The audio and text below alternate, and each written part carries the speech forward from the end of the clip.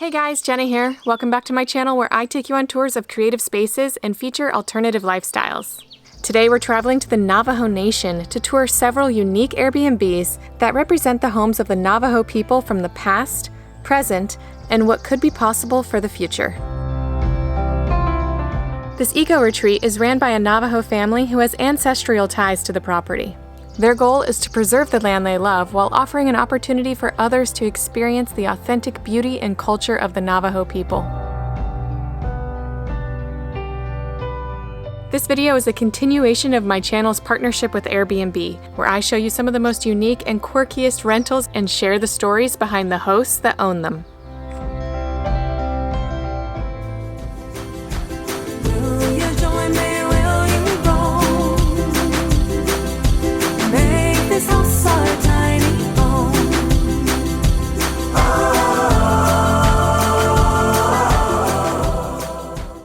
Hi, my name is Allarice Meehan, and welcome to Shashtana Eco Retreat.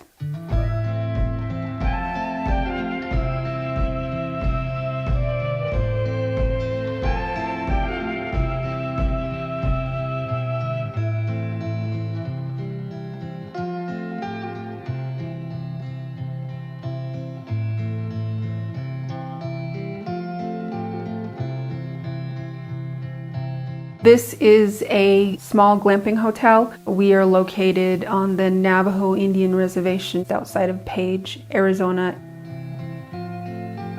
In Navajo, it's called Tse Łigai Yaa'nti'i. Here at Shashtana, we have 8 properties on site. We have 2 Hogans, 2 Wagons, 3 bell tents, and the cube. The evolution of this property started from a family structure built by my grandfather. It was my grandparents' home, and it raised the second generation of their grandchildren, including me.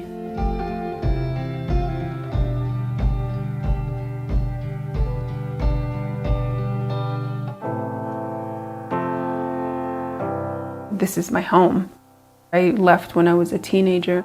You know, you get raised someplace and you think it's the worst place ever. Of course, I felt that way, and I left for about 15 years. It took my husband, Paul, to show me that, this is a beautiful place and, people do want to see it. I didn't realize that everybody wanted to stay here because this is my home, and you don't look at your home in that way. Now, I feel an immense responsibility to this land. In my adulthood, I can see the beauty here. I have been allowed to make a very good living for my family by hosting. We do things in an authentic way. This is a direct homage to the Navajo people, the way that I was raised, the way that many, many of us were raised, the way that a lot of Navajos still live today. We have no running water, no electricity as a part of the experience, because this is truly a Navajo experience. Just a small taste of what life is like here, the absolute beauty here. That's what we want you to take away. The goal is to become an iconic stop on the Navajo Indian Reservation. There's not a lot of iconic spots. We lack the infrastructure for that.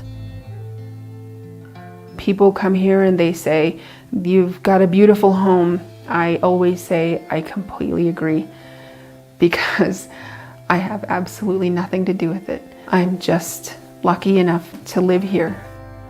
The land, it is like my mother and my higher power. I pray to it, provides for me. This is what I truly believe.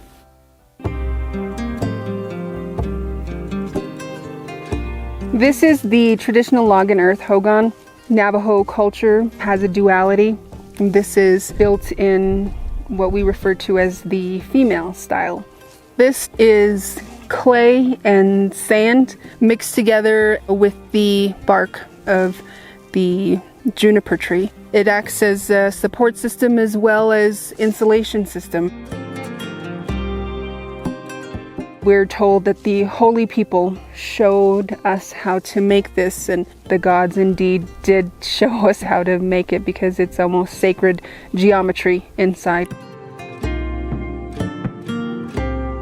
This hogan was built about 4 years ago by my clan brother, Benedict Daniels.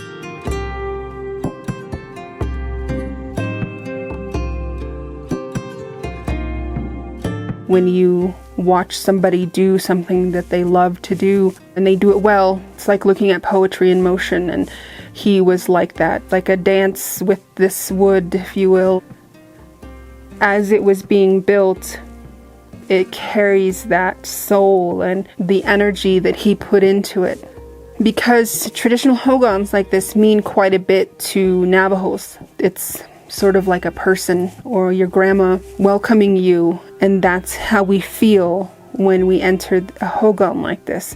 A nice homey feel to it, to us. Where we belong is in a home like this. It feels good to us.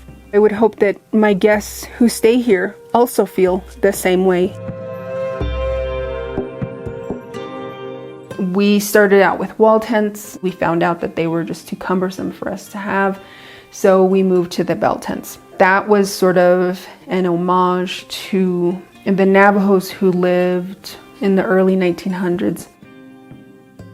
We've always lived a semi-nomadic lifestyle.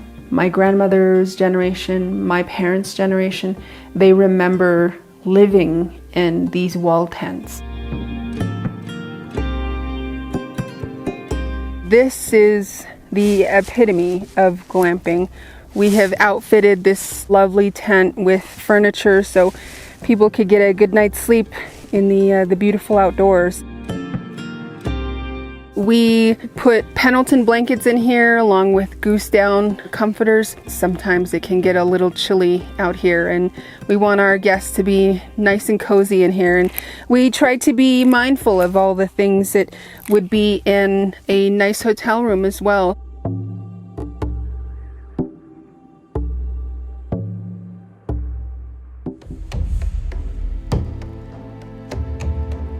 So these are the restored sheep wagons. We found them on Craigslist. They come from a sheep ranch in Montana.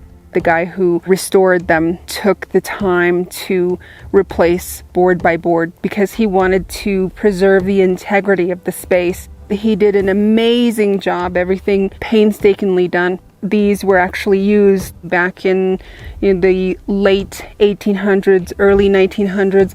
Sheep herders would take these wagons out onto the range and take care of these huge sheep herds for months on end. They're neat little spaces, they're cozy. So why don't we take a look inside?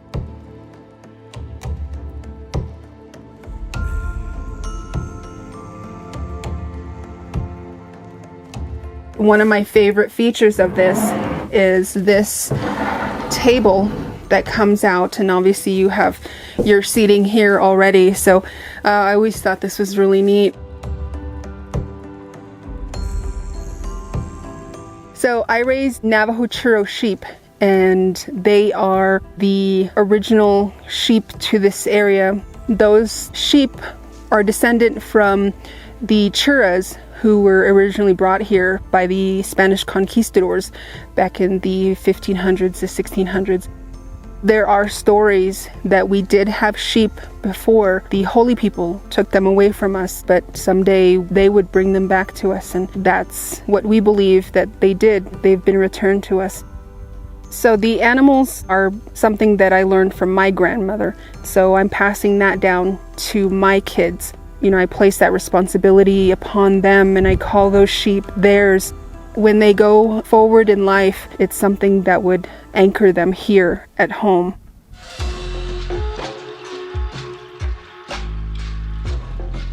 This cube is just a step into the future, what is possible for Navajo. Hopefully we can introduce some incredible structures for Navajo people in general who will welcome some of these new designs into their homes. We chose a metal that would rust and sort of blend back into the environment.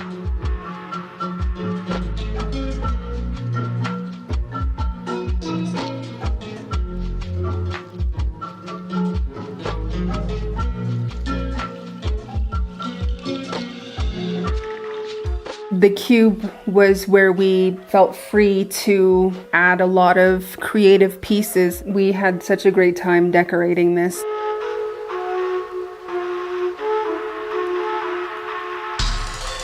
This piece of art is something that we're really proud of. Originals from Landisbahi. So they're Lego pieces that he custom made for us, and we're really, really proud of these. And this place is filled with, touches like that.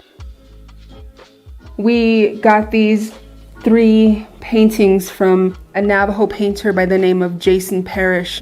All of the pieces in here turned out to be really special.